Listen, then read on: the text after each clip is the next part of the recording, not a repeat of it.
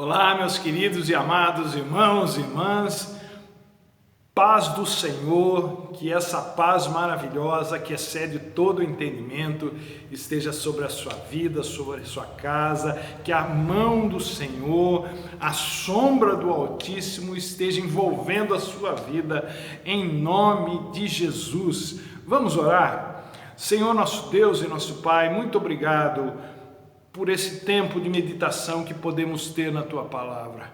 Graças ao Senhor, ó Deus, nós podemos pregar o Evangelho de uma forma, Senhor, bastante aberta, sem as pressões que outros lugares do mundo enfrentam. Obrigado, Senhor, porque sabemos que essa pandemia, ó Deus, ela há de passar. E nós queremos, ó Pai, extrair o melhor, as melhores lições desse tempo, ó Deus, que nós estamos vivendo, para podermos servir melhor ao Senhor, a Tua obra, para podermos ser pessoas melhores, ó Deus, mais parecidas com Jesus. Por isso nós entregamos a nossa meditação ao Senhor e pedimos que o Teu Espírito Santo nos ilumine, nos abençoe, em nome de Jesus. Amém e amém. O texto que eu escolhi para a gente meditar hoje é o final do capítulo 15, o último trecho da terceira parábola do capítulo 15 de Lucas, do Evangelho de Lucas, a partir do versículo 25, que é o final da conhecidíssima parábola chamada de a parábola do filho pródigo. É o último trecho, diz o seguinte, versículo 25 do capítulo 15 de Lucas. Enquanto isso, o filho mais velho estava no campo.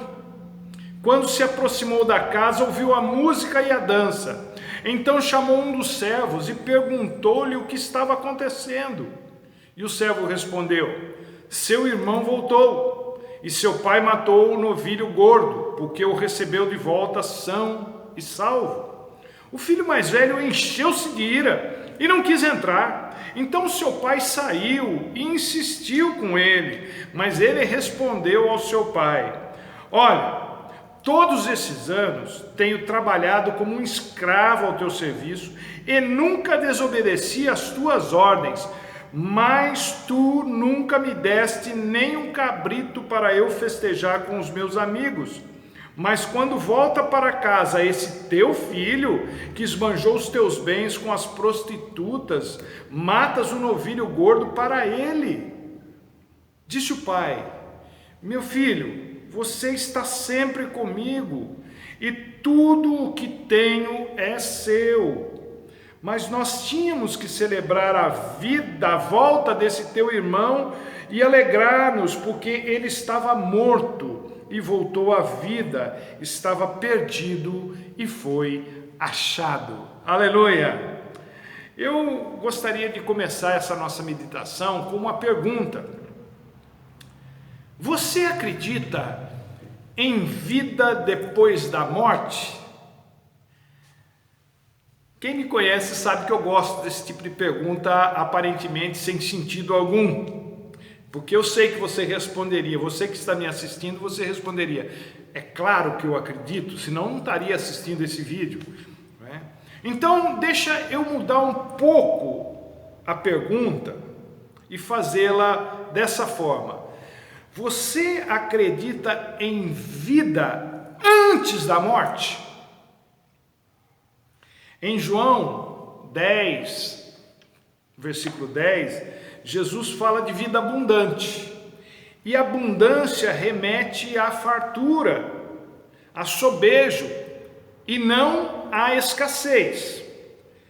Mas lá nesse contexto de João 10,10, não era de prosperidade financeira que Jesus estava falando. O contexto é sobre o pastor e seu rebanho, era sobre a relação pastor-ovelha, sobre a vida que o pastor dá para as suas ovelhas. Então, a questão que eu quero pensar com vocês aqui hoje é sobre a vida. Não é se você é feliz com a vida que tem, porque a maioria das pessoas vive reclamando disso. A maioria das pessoas não está contente com a vida que tem. Elas reclamam né, elas têm um descontentamento com a vida que tem. Mas eu quero pensar se você é feliz por ter vida, por estar vivo, se o fato de existir te dá prazer. Eu não tenho a vida que eu gostaria de ter, porque nem tudo dá certo para mim, nem tudo sai como eu planejei ou como eu sonhei, e a maior parte da minha vida é feita de rotina. Mas eu gosto de pensar que eu desfruto ao máximo da vida que eu tenho, porque para mim, o simples fato de existir, de estar vivo, já é bom demais. Geralmente, nós que acreditamos na eternidade, numa outra vida depois dessa, nós que somos da tradição cristã, protestante evangélica, sempre fomos e somos ensinados a fazer investimentos para a eternidade, naquela ótica de que o que a gente planta aqui, a gente colhe lá. O problema disso é que é um ensinamento que chega muito perto da salvação pelas obras. Mas se pensarmos bem, a eternidade não vai ser nem mais e nem menos do que ela já é, só porque a gente faz investimentos aqui. Afinal de contas, quem nos garantiu a eternidade é Jesus Cristo, através do seu próprio sacrifício, ou, se você quiser, do seu próprio investimento. Qualquer investimento que eu e você façamos aqui não pode e não vai alterar a eternidade nem para melhor e nem para pior. O céu não fica mais bonito porque eu e você vamos para lá. Desculpa aí. O céu é o céu por causa de Deus e de mais ninguém. O céu é o céu porque Deus está lá, ou qualquer lugar se torna o céu quando Deus ali está. Infelizmente, nem todo mundo tem consciência disso. O investimento que deve ser feito, se você quiser chamar isso de investimento, não tem a ver com a eternidade, mas com o aqui e o agora. Lá, todos os que forem para a eternidade com Jesus serão felizes, realizados, completos. Não existe outra possibilidade no céu além de plena felicidade. O nosso problema é com o aqui e o agora. A vida que temos agora é um dom de Deus, um presente de Deus, um compartilhar de Deus. Mas esse dom, como qualquer dom ou talento que se tenha, pode ser bem aproveitado ou pode ser desperdiçado. Você decide, você escolhe o que fazer com o que Deus te deu. Quando a gente conversa entre nós, a gente fala que quer um futuro melhor, ninguém está pensando na eternidade. A gente está pensando num futuro mais imediato, menos etéreo e mais físico. E a vida se torna bem frustrante quando a gente corre atrás do vento. Esse vento aí você pode substituir por felicidade e satisfação. A vida não é um fim em si mesma, no sentido em que ela nunca nos dará o que buscamos em termos materiais. Mas vivê-la para Deus, ou seja, desfrutar da vida, apreciar a vida, aproveitar a vida é algo não só extremamente prazeroso, gratificante, como também extremamente benéfico. A vida, dom de Deus, deve ser vivida entusiasticamente, independentemente de qualquer coisa. Mas o que mais a gente vê é que tem gente que, tendo muito, está descontente com a vida. Tão descontente que não a desfruta. o que na minha opinião sim é um pecado. Esses dias me perguntaram se eu era feliz com a vida que eu tenho, e eu respondi sem pensar: eu sou. Porque para mim, repito, viver e existir já é bom demais. Gozar a vida é assunto sério, e quem quiser desfrutar a vida tem que levar isso a sério. Esse trecho da parábola chamada do filho pródigo que nós lemos, não fala do pródigo, e sim do irmão mais velho dele. Um homem aparentemente certinho, que na verdade era extremamente infeliz com a vida que tinha, mesmo tendo tudo na vida e procurando fazer tudo certinho. Uma das coisas mais devastadoras na vida de uma pessoa é ela não ser ou ela não estar feliz com a vida que tem, ou com a escolha de vida que fez, ou se viu obrigado a fazer. Embora muita gente diga que a vida que tem não é boa porque não teve oportunidades, ou que não houve quem investisse na sua vida, ou que não foi amada como deveria, a verdade é que ainda que essas justificativas tenham a sua parcela de contribuição, a pessoa é mal resolvida consigo mesma. Nessa parábola, o que fica claro é que o filho chamado de pródigo, porque ele era pródigo, porque ele gastava tudo que tinha, né? Esse rapaz, o filho mais novo, aparentemente era uma pessoa resolvida, bem resolvida, sabia muito bem o que queria, mesmo que não fizesse as escolhas certas.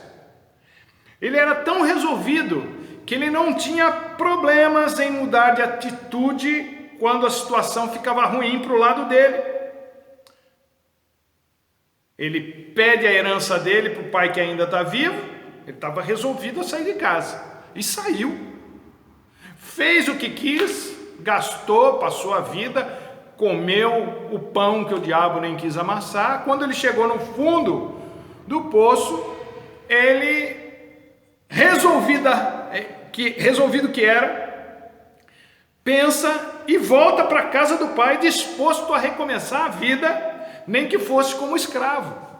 Ele era uma pessoa resolvida, porque uma pessoa resolvida, ela não se constrange com os próprios fracassos, ela faz o que precisa ser feito para se recompor, mesmo que isso signifique humilhar-se. Mas esse não era o caso do irmão mais velho, que mesmo quando o irmão mais novo estava longe de casa, a maneira como o irmão, esse sujeito mais velho, levava a vida, era como se o irmão que estava longe, com as atitudes dele, ainda o incomodasse.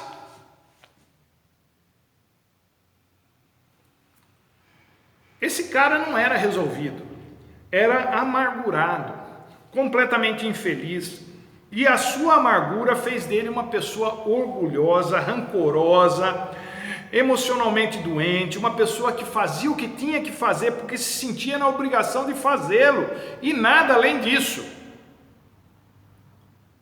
Esse é o caso de muitos crentes que estão descontentes não só com a vida que têm, mas com o próprio fato de existirem aqui e agora, e ficam com aquele pensamento: era bom que Deus me levasse agora, pelo menos lá eu seria feliz. São pessoas que não se sentem felizes com o fato de existir.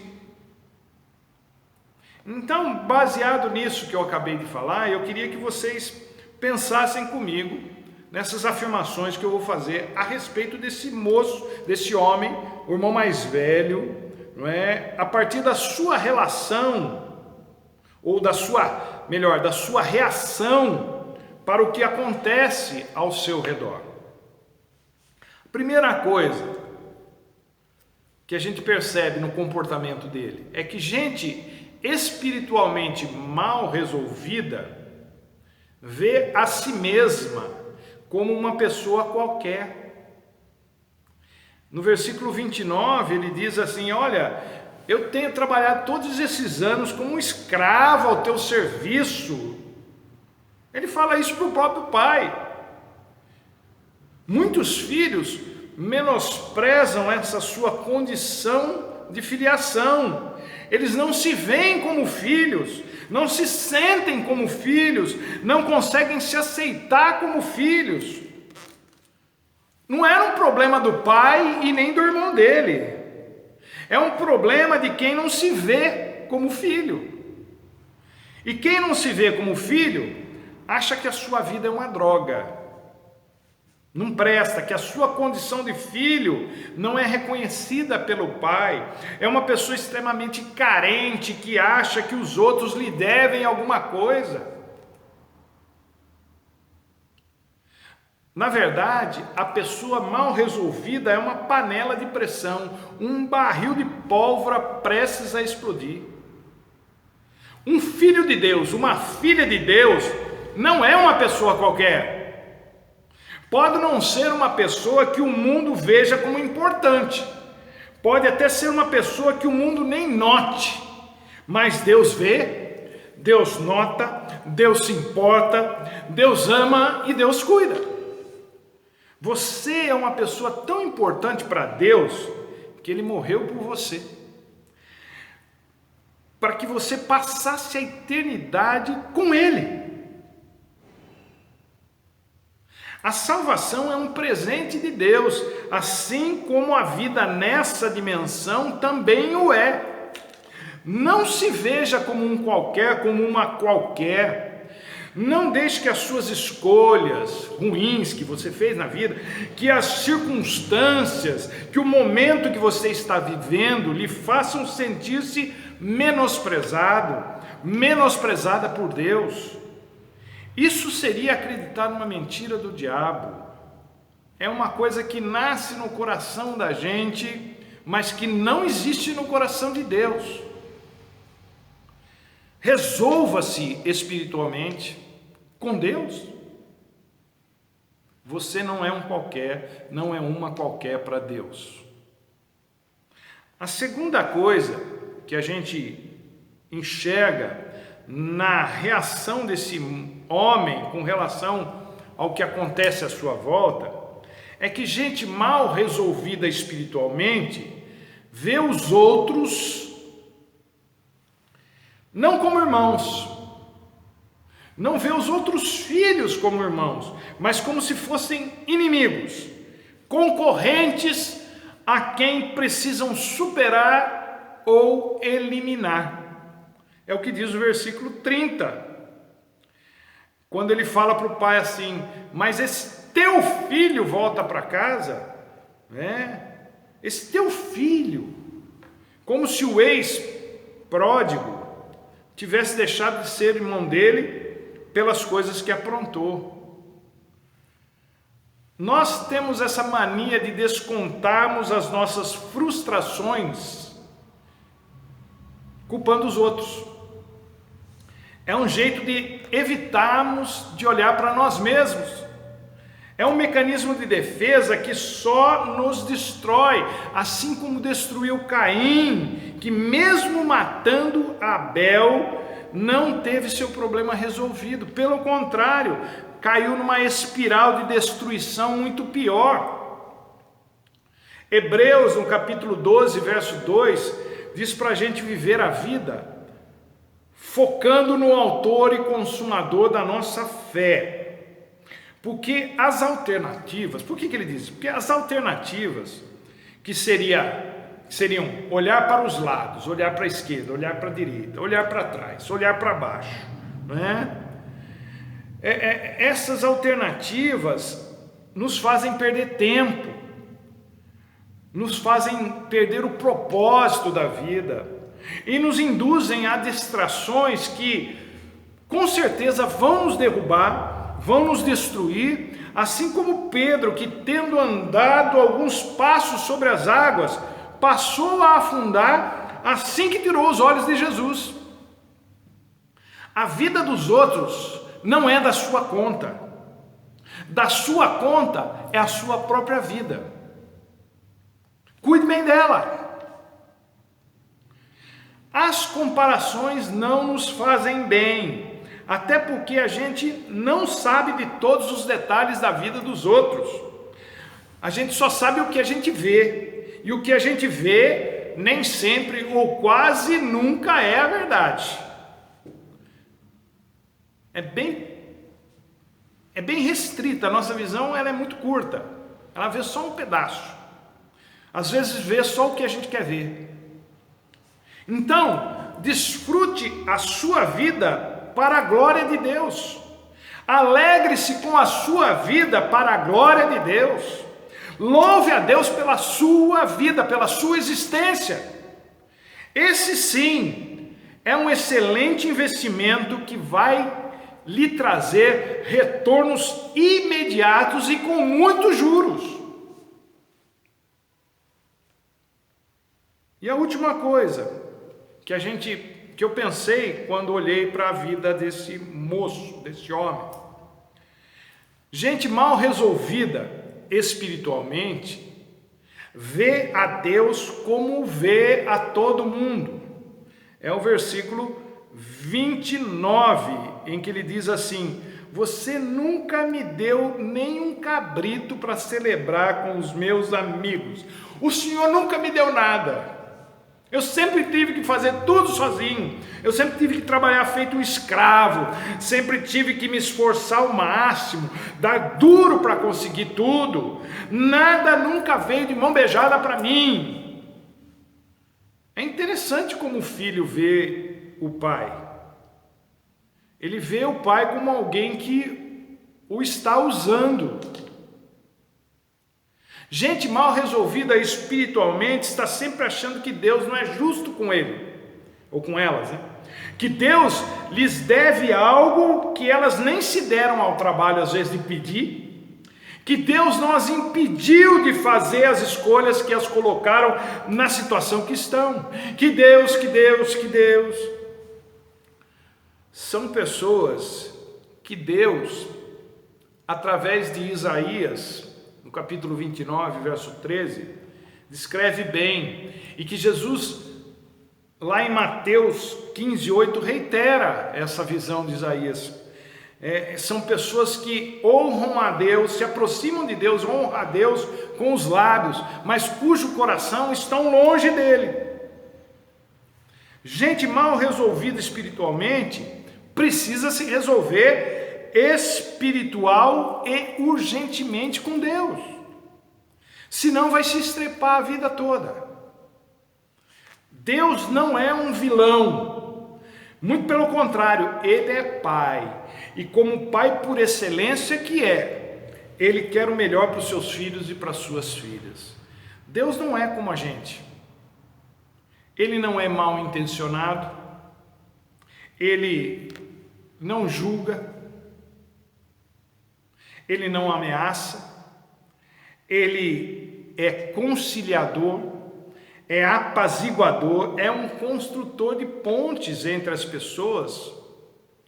Ele não fica ofendido por qualquer coisa. Vejam que o pai da parábola, que representa Deus, age exatamente assim. Ele não se sente afrontado pelo filho descontente, pelo filho frustrado, pelo filho infeliz, porque sabe que ele, o pai, não é o problema.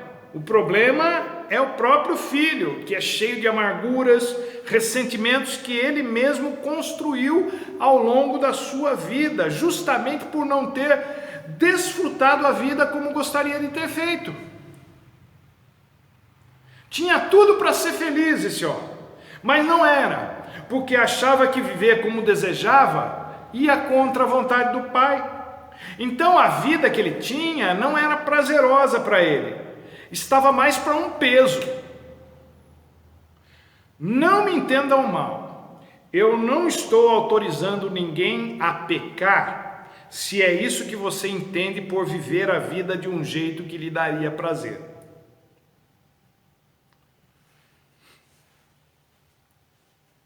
Em absoluto, não é disso que se trata a vida, principalmente a vida abundante que Jesus oferece.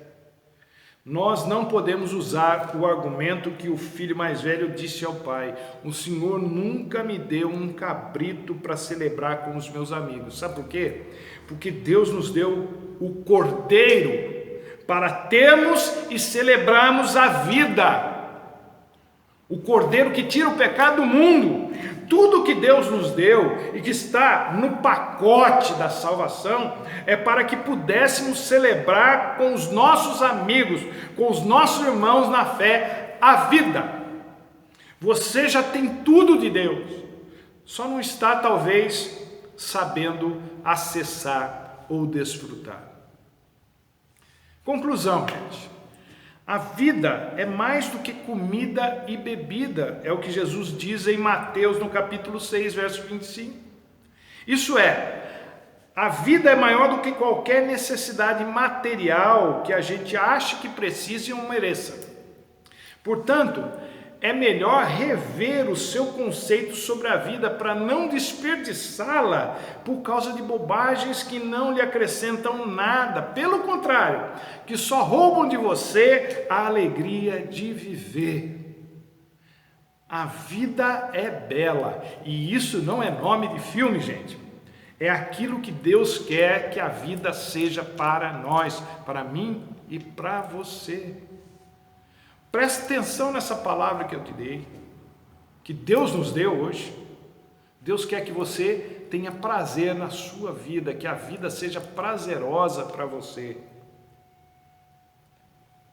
Que Deus te abençoe e até a próxima, se Deus quiser.